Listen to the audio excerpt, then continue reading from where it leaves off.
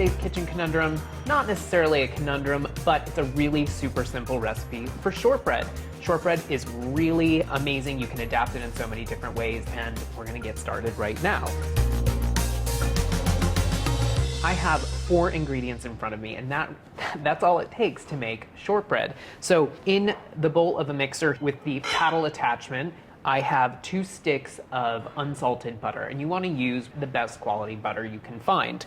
So to this, I'm going to add 3/4 of a cup of confectioner's sugar, and you want to cream this together until it's nice and light and fluffy.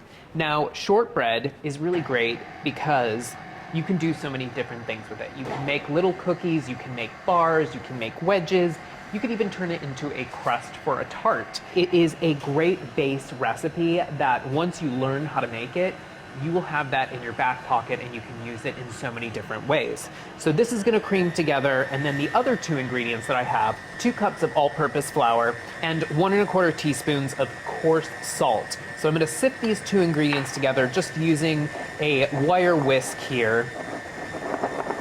Now, talking about the variations, you can really customize this with so many different things. You could add a little bit of vanilla extract, almond extract, even a little bit of lemon zest or spices would be really great in this dough, and you'd have a totally different cookie or shortbread.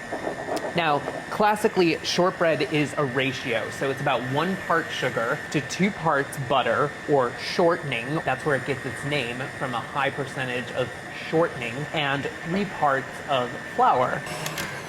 So the butter and the sugar has creamed together nicely. I'm gonna just scrape down the sides of the bowl, and I'm going to now add the flour, and I'm just gonna mix this until it comes together.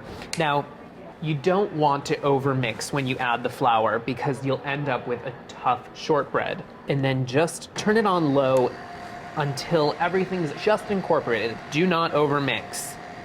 You want to make sure that your oven is preheated to 300 degrees. Now, shortbread is really unique in that it's a cookie or a crust that you cook at a low temperature for a long period of time.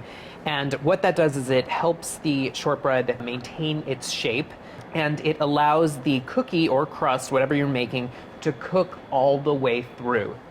Today, I'm going to make it in a 9 by 13 inch baking pan. So one of my favorite tricks is preparing the pan with a little piece of parchment. It will help you to get the shortbread out once it's baked. I'm preparing the pan here only to be able to lift out the shortbread nicely so that we can eventually cut it. But there's so much fat in this cookie that you really don't need to do this step. It's only helpful in getting it out of the pan. So I brushed the pan with butter.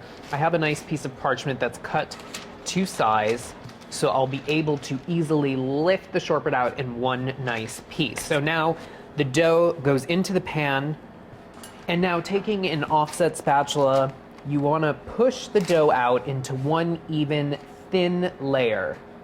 Make sure that you get the dough into the corners of the pan.